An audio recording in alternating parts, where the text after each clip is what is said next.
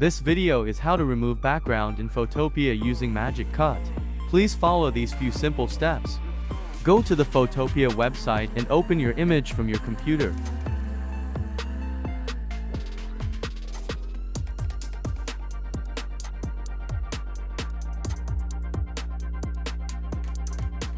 Press right-click on the image and select Magic Cut.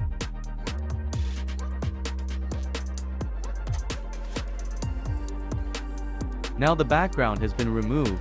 Next, press OK to continue editing your image.